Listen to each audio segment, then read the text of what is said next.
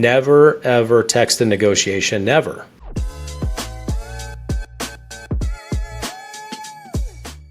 Let's dive deep into that. And there's a lot going on in our industry. And I think it's across the board in every industry right now, just about. There's just big shifts with technology. Before, we used to have a blanket statement saying technology because you could do things on Zoom. We don't need that brick and mortar. And now you put AI on top of it, right?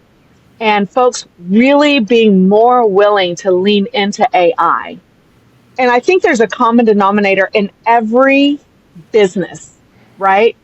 In order to have money, you have to get money from somewhere. For How do we sure. do that? Systematize. You All need right. systems. How do you recommend doing that? As a professional in any type of industry, we want to be able to stay in front of our client base consistently in order for us to stay top of mind with whatever it is. And CRMs inherently give us the opportunity to build systems and stay in front of our audience. My challenge with CRMs in general is, one, the number one prospect are people that don't know and like or trust us. They are cold clients. They're cold people. I think that's probably the bulk of what's sitting in there. For example, I've been doing this for, 20 plus years, and I never really worked a cold market almost the entire time. I've done virtually no postcards, no cold marketing, no advertisements. I've paid probably several $100,000 in leads, but it wasn't for me. I probably may have only closed maybe 5 of them. I mean, I don't work with people that don't know me, and that's kind of a business model that I've inherently completed. I didn't even intend to do it.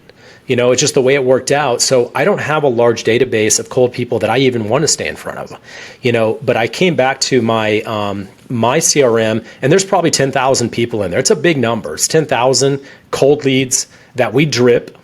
It's doing it. Mm-hmm. It stays in front of them. I get an email probably once a week from someone that either unsubscribes or or an out of office, right? Because I'm sending automatic emails all the time. Mm-hmm. I virtually have almost no conversions on that because I don't have a relationship with them. Right. My business has always been about warm. So if I told you that your CRM is designed to take from cold to warm, because the moment your CRM makes that conversion and they now want to talk to you, do you have any real need for that CRM on that one particular client at that point? Are you going to let the CRM continue to drip them dumb things that have nothing to do with what your conversations are? You're probably going to take them out of the CRM because now I have them. Now they want to talk to me. Now we're going to meet. Now we're going to work a plan. And at that point, now it becomes a warm relationship, right? So the reason why I don't do the CRM is because it's converting cold to warm. I only work with warm. I only work with people that in my sphere, and I specifically target them. So how do I stay in front of them is kind of the other question. Okay, great. Now I have 500 people in that sphere. They're not all 500 going to be buying a house tomorrow. So what do I do to stay top of line with them? And my entire way of looking at it, was about 2 years ago, I came to a resolution that I had people that know, like, and trust me that weren't calling me. We didn't have, and I had a relationship with them, but they weren't calling me to buy or sell real estate. And it was really frustrating because I would have people close to me that weren't calling me. And I realized that I was not top of mind on those relationships. I had a next door neighbor that I walked through getting a HELOC to go buy an investment property, and then their life changed and they ended up renting their house and buying a new house. And they didn't even think of me to help them buy a house because they thought I was like an investment guy. And I realized that I never stay top of mind in front of them, letting them know that this is my business. I make money selling and helping people buy and sell homes. So I had a shift in my thinking, and then I reviewed all the books and everything I could find on sphere of influence specifically for real estate agents, and I landed on a guy named Brian Eisenhower. Brian Eisenhower specifically does sphere of influence for real estate agents, and that's his market, that's his training, and he has mathematical formulas to go with everything that he's doing, and it all supports things that we've heard, right? You touch people enough times a year, you're going to stay top of mind, and you'll get referrals. Gary Keller in his book, Millionaire Agent, he wrote in there, the 2 things that I take from that book that every agent should know is that you make all of your money as a listing agent. That's most of the bulk and the lion's share. That's how you make money in real estate, selling real estate. And then the other reason is you stay effective in front of your sphere of influence, and you have to touch them a certain amount of time. 20 years ago, you could touch them probably 10 times a year. Now you got to touch them 40 times a year, right? Because there's so many messages coming in. So you have to systematize that. So he talked about how do you set up touch systems that will effectively keep you in front of them. And it's not about sending them postcards. It's not about calling every single person once a month. You don't have to it doesn't have to be that deep. I have equity evaluation systems. I send an email once a month that has an 82% open rate. That's one thing that I'm using right now. And then the second. Who do you do that through? HomeBot. HomeBot. Yeah. Yeah. That's what I've heard. I've heard it's really good system. So here's a great plug for HomeBot. I could get on my office right now and show you. It's about an 82% conversion rate. Open rate. Open rate. Yeah. There's not an email that you can send to your database that's going to be 82%. Nothing. There's nothing. I mean, 82% is insane. Unless you're making. I've heard great feedback from you and from others about HomeBot and the open rate on HomeBot. Yeah, that's fantastic. And that makes you. They see you as the real estate expert who's sending them information that's pertinent to them. Well, it's important to understand the purpose of it. It's not about home value. Everybody has some AI or system that'll tell you a guess of what your house is worth. What it's really doing is assuming a value. This is the equity we have to work with because it also attaches any liens against the property, and then it gives you an estimated equity value, and then it shows you what you can do with it. It takes the mindset of a homeowner from this is my place I live into my home is now an investment. Yeah. And that's really kind of what I want to do with all of my clients is talk to them about, the home can be a home. You can live there, that's great, but don't think about it as a way, I've got to take the money from this, sell it, and buy the next home. I really am not an advocate about selling houses. I'm actually against most of my sellers trying to sell houses. I actually want them to keep their homes. Let me get you a tenant, and then let me help you in the transition finding a new home, and let's build net worth, because you'll build net worth faster this way than almost anything you can else possibly do. And it's really hard to hold these things and buy them. If you've got it already, don't get rid of it, because getting another one's hard. It's a beast. Yeah, we still own the first house that we ever purchased. So we purchased that house with the intent of moving up, but we owned that first house. It was our home for I think 4 years ish, and then we put a tenant in it and purchased our next house. Yeah, I even teased you. I think on Facebook. I think I teased you on Facebook. You put your house for sale. I said, "What are you doing selling your house?" I think I even said that to you, and you said, "Well, you did." Yeah. That's it's because I didn't want to rent a pool, right? I didn't. Hey, I get it. Pools are 50-50. I don't know because the liability, if anything, God forbid, happens, you've got to get special insurance for it. There's a whole lot of other things. The only reason why you'd rent a house out with a pool is because you want to keep that home and come back to it. Right. But outside of that, there's better investments as far as real estate is concerned. So. Yeah. Other touch systems that I built in is I do gift giving. I have a gift giving system that identifies what people's what they really are excited about. It could be alcohol, it could be chocolate, it could be technology, it could be pets, and it goes through and evaluates that with the individual client. They tell you what their likes and tastes are, and then I set a budget, and then it sends gifts based on their likes and tastes. I've been with them, and it also sends a gift once a year based on our home anniversary, because that's the relationship that I have with them. Yes. So every year they get something from me having to do with our relationship. So that's another way that I stay in front of them. One more point on HomeBot. HomeBot's only $25 a month. Oh, wow. If I told you how many valuations can you send for $25 a month? I mean, I'm already over 400. So if I told you you could email 400 people that had an 82% open rate, that you would stay top of mind, and they can interact with it. They can, make CRM requests. They can, ask for refi requests. If I told you that and I told you it's $25 a month, I mean, why would you not do it? I mean, why would you not do it? Do you have a referral code for that? I do. Send it over. Sure. We'll put it in the links. I mean, might as well. Yep. So the EvaBot, it's really a lender program. It's not an agent program. This is the confusion about it. And the reason why it's a lender program is because we're dealing with equity, and Their target is, what can I do with my money? Most of it has to do with refi, HELOCs. I can buy a new house. All of it is like lender related. So the bulk and the lion's share of the cost.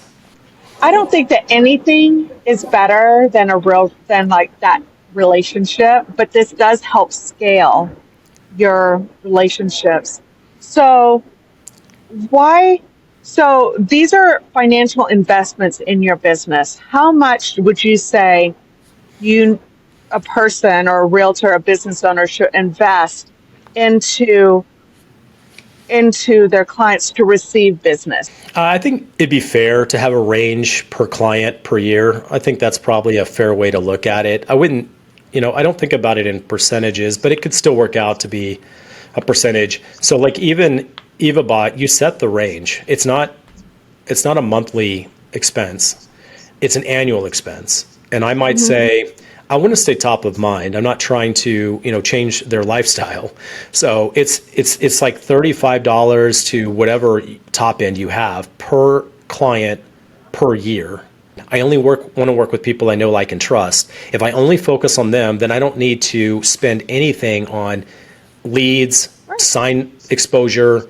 It gives you a bigger budget for marketing directly. Maybe it's client parties. Maybe it's, whatever it is, Sure. a And I've closing gift sponsored or whatever. things. And I've sponsored things. I've sponsored, different events and stuff. Most of them, I'll donate, 300, $500 to a bowling tournament that one of my agents does every year. And I'm on the t-shirts. Great. I will never get anything from that, right? It's just, I do it as a favor to him. Oh, you might. Yeah. It's just one of those things, like, I'm not really looking at it that way. I do it as goodwill. I just find that if you really focus on the people that know, like, and trust you, the conversion rate's unbelievably high. This is really Yes. important. There's a why for all of this, and there's inevitable, the math, the way it works out is on 100 people I mention the number 40 times a year, I will gain 7 referrals. Okay. Yeah. I've No, gotten to the all the point. statistics definitely go for that. And that makes complete sense. Like, go for the people you like, trust. You've got some great systems in place. So you get them. You were also we were talking earlier about like the mistakes that people make when they negotiate. I have something I call Corbett quips. Okay. Quips. Corbett quips. Yeah, it's kind of a shorthand way of simplifying something or saying something. And I always have kind of like a lowest common denominator. If you could stay off this, you'll have greater success. So one immediate tip is never ever text a negotiation. Never. Every transaction I get into, inevitably the agent eventually will get to the point they're writing and texting me negotiation. And I don't negotiate that way. I don't negotiate back that way. I don't counter. Unless it's a real minor thing that's probably a high probability we're all good. But I need Right. you on the phone. I need to have a conversation with you. I need to know your why. And I can't get any of that. And definitely can't get your voice on a text. Because every time you start texting, then you become enemies. Everyone's text, they get so straight to the point that it sounds like you're antagonistic. And that might not be your intention, but it's kind of like, I need to hear your voice. I need to have the conversation. And people do it on email and they do it on text. I had one agent, I was closing a house up in Sherman, and she would email me constantly. And then the last 2 days, she said her phone was broken, so she couldn't talk to me. And she emailed me, take it or leave it, okay? I really don't like that because it puts everyone loses when you do a take it or leave it, unless there's a reason to do take it or leave it. And we got to get on the phone and really know that we're so far apart that they're kind of the point, like, we can't keep negotiating. We're so far apart. We can do a take it or leave it. That's cool. No hard feelings. We're never going to win anyway. But it's one of those things that we were so close, and we were so close. She said, well, you got to take this offer or leave it. We're going to, cancel the contract. So we ended up taking it. We ended up taking the offer, but it put us in a very difficult position the rest of the transaction because they Right. forced People us don't. into This is a a position. typical 30-day relationship.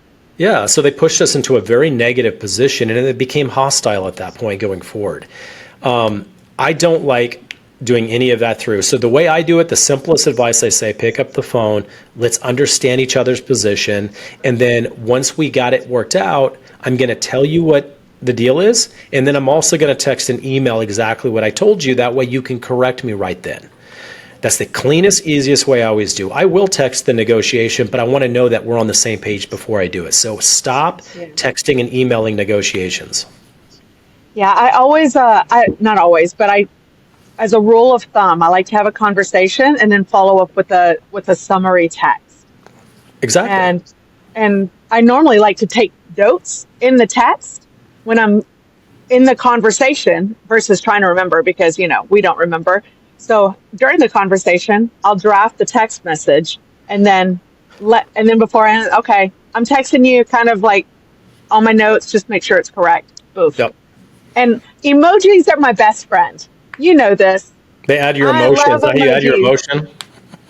Yes, I have more emotions in emojis than I probably do in real life. In the last 20 years, we went from Mapsco, right, to GPS, to Zooms, to from wet signatures to digital signatures to closings on Zoom. Like, where do you think we are going to go next, and what can we do now to stay ahead? In your opinion, to stay ahead?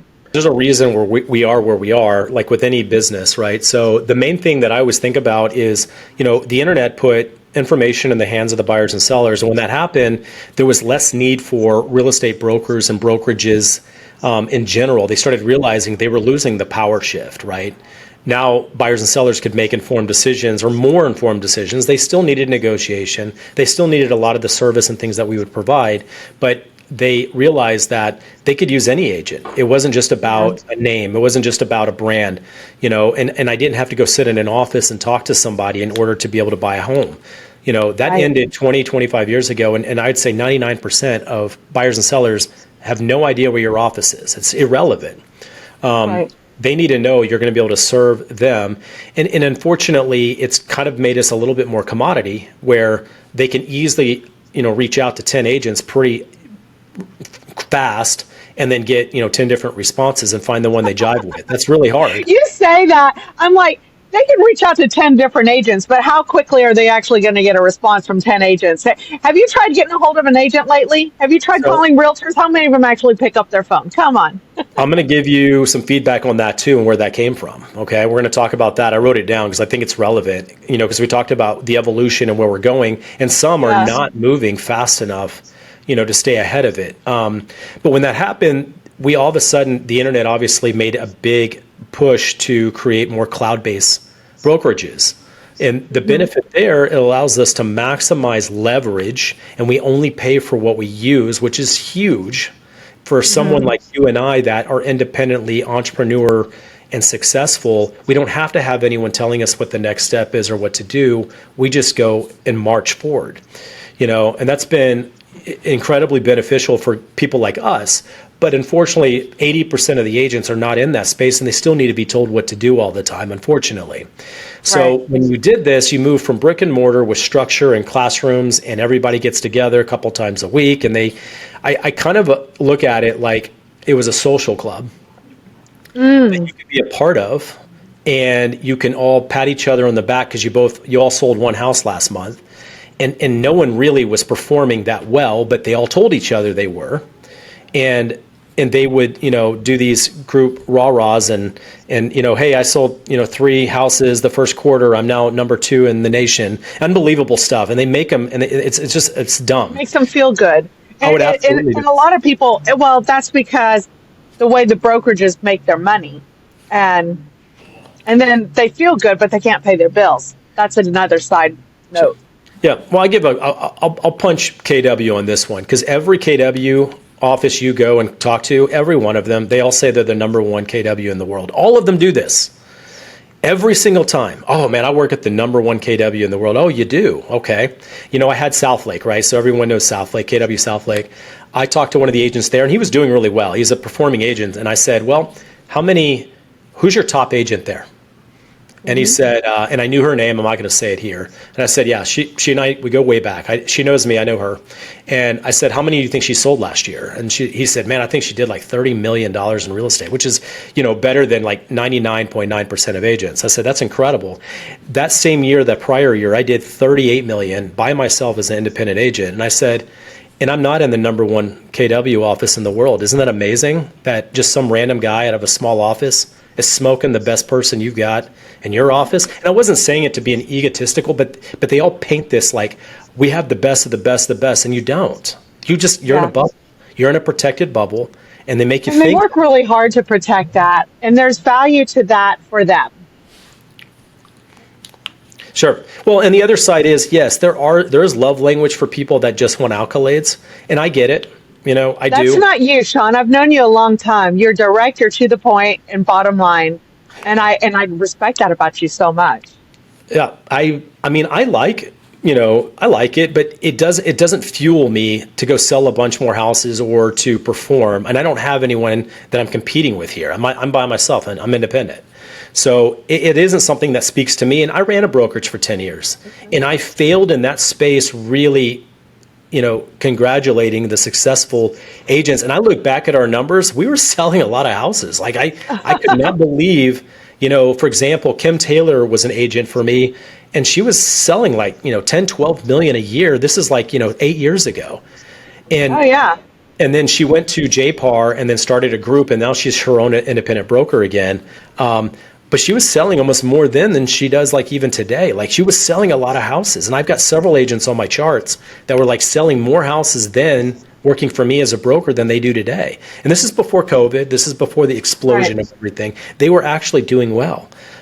So I know what success looks like, independently.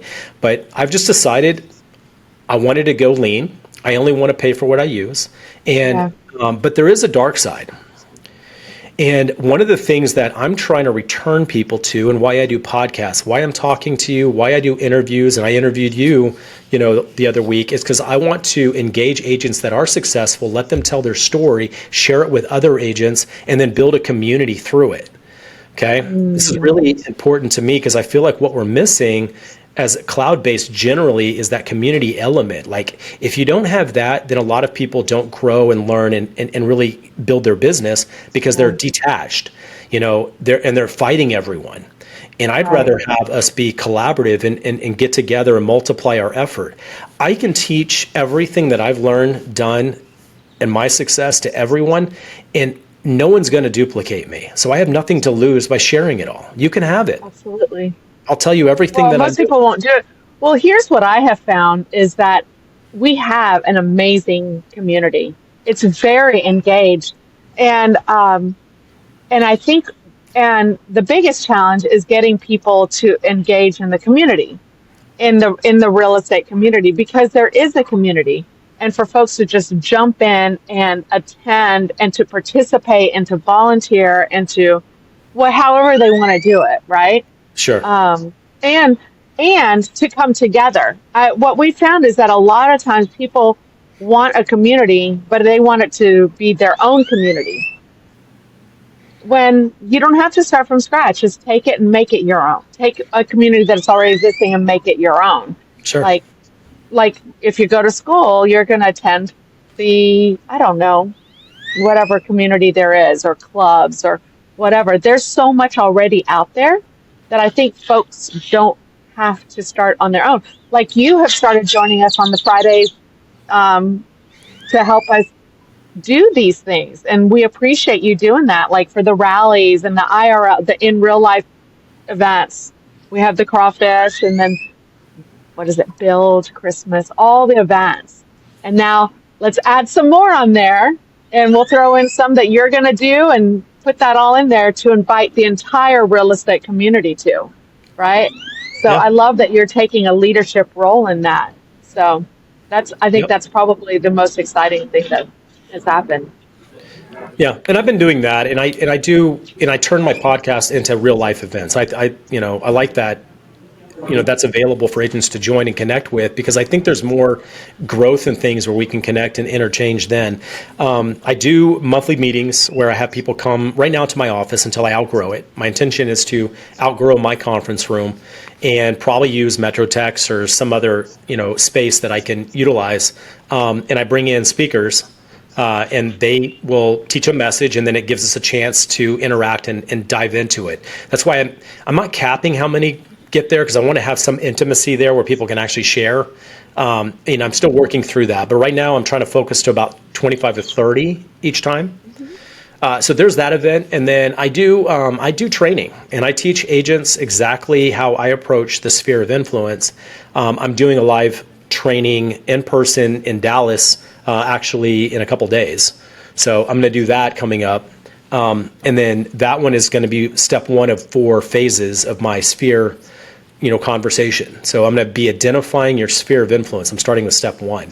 How do you share that? How do you invite? Like, I didn't know about this. So is it open to everybody? Or is it just invitation only? No, it's open to everyone. I've made it completely open. I'm looking for agents, and I'm looking for agents that are beyond starting. Like, I like to see them, they've closed maybe a few, maybe they're in their second year, and they're looking to take it from that, because I'm going to have conversations about actually selling real estate. I'm not going to have conversations about, hey, here's how we're going to write a contract, here's how we're going to start doing open houses. No. You have a sphere of influence. We're going to connect with them, and we're going to go from selling, a half to 1 house a month. We're going to raise that to 2 to 3 houses a month. And then from there, I'm going to show them how we're going to get to, 4 to 6 houses a month if they want to. And that's where we start talking about scalability. There's a reason I have a lot of efficiency in what I do, is because I've really thought through what's important for us as agents to give to the client and make sure that's our only thing that we're focused on. Everything else is not adding value. We're gonna outsource that, right? We're gonna create scalability. And you're an expert in scalability. You've got VAs. You've had them for years. You've got your cookies and brownies, and you've got all kinds of. I'm teasing you, Cookie. Thank you. Brownie. Yeah, thank you for being on, Cookie. I appreciate you. But I appreciate Cookie's the best. I love Cookie. She's my sidekick. That's really funny, cookies and brownies. But VAs, and there's a value, and she's really good at what she does, and it makes you better at what you do. And we're going to talk about scalability. There's no reason why you can't close 60, 70 houses a year and still work the same amount of hours. You don't have to work 50, 60 hours a week. I still don't. I work roughly about 30 hours in my office, standing right here, about 30 hours a week, and I knock out probably 95% of my work, because I create podcasts and I create other things in addition to working with my clients. So. Yeah, I was talking to a coach the other day, and he was saying, so what did you do yesterday? And it's like, oh, I negotiated the deal all day. Yeah, man, it was busy. Okay, so what you're telling me is you had a 5-minute conversation, you sent a text at 9 o'clock in the morning, you thought about it all day, then you followed up at 2 o'clock in the afternoon, and then you thought about it the rest of the day. Yeah, to be fair, right. Bettina, I've done this so many times. I have a cheat code. I already know where we're going to end up almost every single time. So yeah. I don't have to think a lot about it, but I'm not saying everyone's that way, and I don't teach that. But, I know where we're going to end up. I know what's going to take to get there, and I know I've got to kind of work you through the process. So tell me that cheat code. I have some simple rules that I apply to all transactions. One is, as long as I have a buyer that wants to buy and a seller wants to sell, then there's a way we can make this work. Yes. I know that sounds incredibly simple, but that's unbelievably easy and comprehensive because of what it can do, and we know what our purpose is. You might assume that, but I might find out that the seller really isn't that motivated to sell, or the buyer's really not that motivated to buy. I'm not going to solve it. I'm not going to continue to push something when they're not on the same page and we're not trying to achieve the same thing. Right. That's one fundamental way that I approach it. I always, I'll give you one magical tip, because I know most people don't think about this. If I have a situation where I either need more time to close, or and this used to happen a lot. It doesn't happen as much now because we're not closing. Lenders don't have to be on top of it as much as they used to be, or the buyers, typically we know what to expect from the buyer up front, so we're not really in that gray space. But there was a time a lot of people weren't closing, and we had challenges with close date. Earnest money is a magic trick that can do a lot of things for you. It can help offset costs the seller incurs where they can't afford things. It can Right. help show buyers are sincere by releasing part to give them extensions.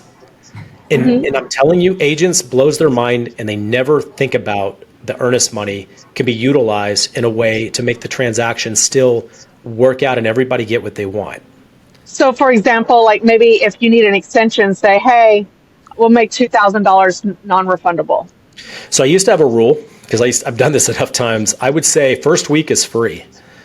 I generally say first week is free. If we're going to extend it more than that, and we know that we're not closing at that point, the buyer needs to put some skin in the game. I'll release part of the earnest money, and I will also specify it's released to the seller. I'm not releasing, it really specifically has to be released at that time to the seller, because once it gets in the seller's hands, the buyer's never getting it again. It's really hard to overcome that. It's not worth the lawyers and everything else to try to get it back. So at that point, I'm releasing to the seller. That buyer now has skin in the game, and they will get credit for it if they buy. They lose credit if they walk. They lose that. They lose that. So you treat it like option money at that point. I do, in a sense. Yeah, in a sense. So and I've used that for repairs. For example, I've got a roof I've got to get on a house. It's a young couple. They're having their first baby. The buyers review the house, and it needs work. But they said the only thing they can't get past is the roof, and the roof was just in terrible shape. So I already knew up front, I already knew this going in. I said, hey, seller, let's plan for potentially a 50% negotiation, because I'm going to have an emotional buyer that wants to buy your house. I bet we can negotiate half the cost on your roof. And they said, okay, let's go. So we did. And the first buyer, what do you know? They need a roof, and they're willing to cover half. But my seller still does not have money out of pocket to get it fixed for appraisal. So the buyer still wants the house. I said, great, you've got $2,000 in there. They need about $1,000. Can you release $1,000 to apply towards the roof as a way for us to be able to get the roof deposit made, and then the remaining part gets paid at closing?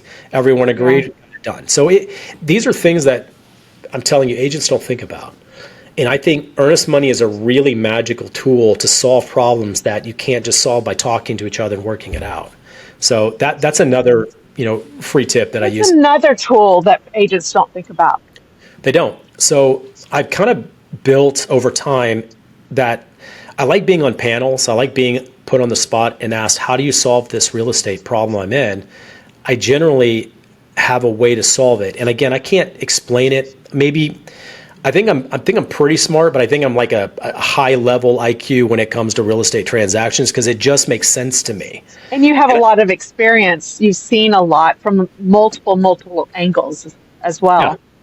Yeah, I'm over 500 closed. Yeah, I've seen quite a few transactions. Yeah. I get a deal from an agent probably. I got one right now. I'm going to call a guy at 11 o'clock, and it's an agent giving me the transaction. It's not a referral. It's not, hey, I'm out of town, I can't help them. No, they live here, and they can't figure out how to solve the real estate problem. And I said, I can't teach you how to do that. I'm just going to have to do it. And what I do for agents is, if I work the deal and they're licensed, I go 50-50 with them, because I also make that agent go to work too. I'm not going to do all of it. It's kind of like, have you ever done a commercial deal? No, I refer those out. Okay, so if you wanted to get into commercial, the easiest way to get into commercial is to find someone who'll teach you, and not very many will, but to be under their tutelage, and they get half of everything you make, which sounds crazy, but that's the only way you're going to learn that business. Yeah. We So have people then that's the advice we give a lot of agents if they wanted. It's because we do have a lot of commercial relationships with commercial realtors that are happy to do that. And if you find that person, it's nice. I think the deal is, nowadays with AI, knowledge is no longer power, right? Data is not power. Knowledge is not power. But to have the emotional intelligence and the wherewithal to be able to use it in such a way to serve others, that's where our value really comes in. It's no longer data knowledge, because now AI can even help you negotiate, can help you come up with solutions if you know how to use it correctly. Sure. I will go back. I'm going to ADD for you.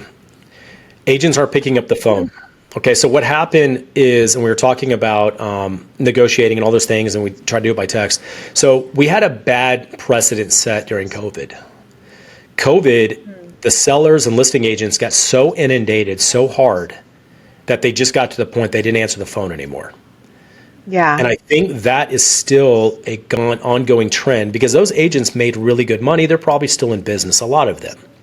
Well, they're starting to suffer. I think people are really needing to pick or that relationship. I think we are back into relationships. I think people now crave authentic relationships. Yeah, because I mean, when they don't pick up the phone, there's not a connection. I can't hear your voice. I do it even when I got a house I'm sold in San Angelo, and I want that agent to talk to me. I want to have a conversation. I want to tell her our why. I want to tell her what we're trying to accomplish. I want to understand her seller. I want to understand like enough information that I know I can put something together where everybody's going to be good. It's not just about win-win. All that sounds good on paper. It's about making a conversion where we can all get out and feel good about it, and that's really what I'm always trying to find a way. I want to I'm not trying to be friends with the agent, but there's no reason why we should not, get along and make this thing work together. That'll maximize everybody's opportunity. You know what our joke used to be, Shaune? Our joke used to be it works if both parties leave a little bit unhappy. That's true. They do. They felt like they left something on the table or something they wouldn't. And it's common. It's part of it. You have to have thick skin with it. You don't take it personal. I wish every deal always had, perfection, but they don't. They have skin still left on or something they feel like they had to give up. Yeah. And everybody's different. What's interesting, every client's different. Some clients are like, you know what? They want to be reasonable and they want the juju, the energy in the transaction in the house to be positive so that the energy is good when they move in, right? And then sometimes you work with people who are investors, like all these different personalities come through and you get all sorts of different types and styles and forms of negotiations as well, I think, depending on who your client is and who's on the other end. My last secret option, I'll give you a secret trick. I'm telling you, it just has to come up when we're having conversations about transactions, is during that time of COVID, I didn't work a lot of buyers, but every transaction and buyer that I did work, I probably won like at least 80 to 90% of all of the transactions. I didn't have to lose. You didn't have to what? I didn't have to go through a bunch of losses to win. You know how you've heard those stories where people are like their 15th house offer and then they just started making offers on houses they never even seen. I had a really high close rate, and I only entered into transactions where I knew that we were reasonably going to win. I won a house in Round Rock for my cousin. I mean, all over the place, even though I had never seen the house or anything. And the way I did it is I got that agent to call me. That's how I won. And you can't, and it's what we're talking about. You can't underestimate. We agree, yeah. Yeah, Bettina, you get texts from 10 different agents. I get you to call me. If I'm the one that gets you to call me, we're going to have a conversation. And we're going to hit it off and we're going to find a way. Hey, I want you to be the hero, selling agent. I'm going to make you the hero. So I know how I get people. How do you get people to call you? I used to joke. I would text them, hey, your listing at this is on fire right now. Can you call me?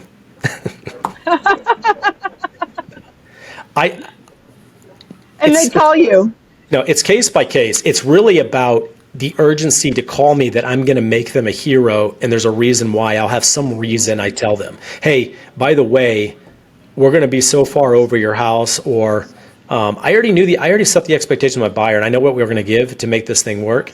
I said, I want your seller to make extra money on top of what they would have made. And I want to show you how I can do this to help you with this.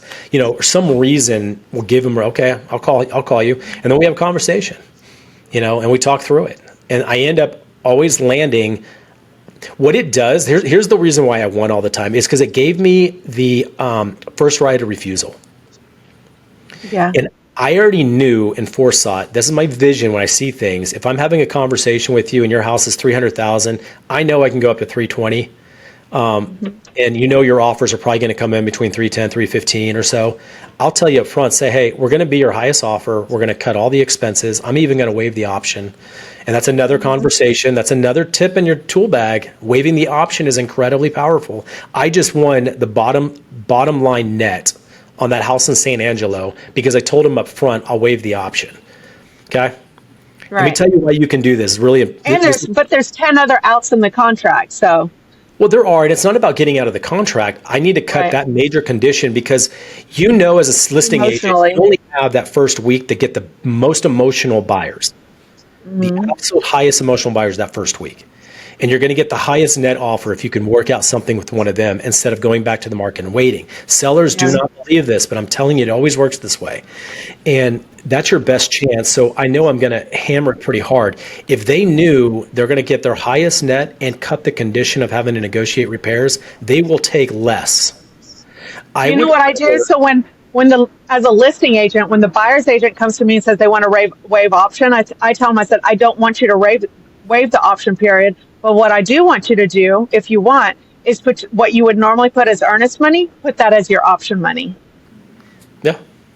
And that's how, as a listing agent, that's how I see skin in the game. I want that option money, and I want to see that. That's true.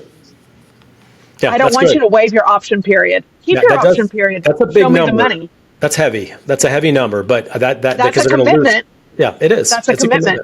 If you're already going to waive the option, what do you got to lose, right? I get you. Because as a listing agent, I know like if there's an HOA that's an out in the contract, there's survey, there's title, there's all these outs in the contract, there's third-party financing. Yep. You want to show me that you're committed to buying this house? Put $5,000 down or more. Yeah, the contracts are written for the buyer generally, right? Because they're the ones that have all because sellers can only get out on really two options: the buyer doesn't fulfill their obligations of the contract, or they don't put up the earnest money. The seller is eligible to walk away from any contract without earnest money done within the proper amount of time. That's the only two ways out for a seller. Yeah. Meaning you got to get it within 3 days. If the buyer never has to put down earnest money, that's another misconception. They never have to put down earnest money and they can close on that house. But the seller has a free right to get out of that contract anytime up to the close date without earnest money. Read the contract. Huh? What I found is most agents will not read the contract. For sure. I was going somewhere with that. I would get people to call me, and by having the conversation, I was able to do that, and I would waive option. I'll say this one simple thing about waiving option. Most people don't have the stomach to do it. Every transaction is different. I actually had an inspection and all the repairs completed done 9 months ago on the house that I told them to waive the option on because I needed the lowest net I could get. So it was a reasonably safe risk. But roughly on most homes, there's probably $3,000 to $5,000 of maintenance always. Every house you buy, if you want to properly restore it to a perfection on an inspection, you've got about $3,000 to $5,000 on things under $400,000. Unless there's one of the serious things, there's a problem. There's foundation, inspection, or HVAC. If those three things are fine, you got about $3,000 to $5,000. I would rather have my buyer offer $5,000 less and waive option than offer $5,000 more and have to go fight it out. So there's my 2 cents on the option period on the reason why I do it. And I've used that tool in my toolbox. I mean, there's different tools you can use. Yeah. So I love that. There are a bunch of tools that we can use. And I love that you love those tools. If you had one, like for you to be in this business for 20 years, right? It can, the biggest challenge I think most agents have is keeping their head in the game, being willing to show up every day and do this, right? Because it can wreak havoc on your mind for you, right? How do you, in your headspace, make sure that you show up when you don't want to show up? Because there's days you don't want to show up. How do you show up even on the days you don't want to show up? I can't fairly answer that, Bettina, because I love going to work. I love showing up here every day. I have energetic things happening. I have your podcast today. It got me excited. Let's have a real conversation about real estate that nobody's having. Let's be honest. Let's just be transparent. That gives me fuel. It gives me energy. Yeah. And I have one of these probably every couple of days. Either I'm doing the interview or someone's interviewing me. That's an energy opportunity. I'm doing in-person training on Thursday, and I'm fired up to do it. Like, I can't wait to get in front of a new group of people I've never met, and and pour into them, success and how to build, and sell real estate. Oh, Shaune, I appreciate your time today. Thank you for sharing. Thank you for the tips. Very transparent in what you do, how you do it, and why you do it. So thank you so much. I appreciate you. Of I course, we'll do always it have. again.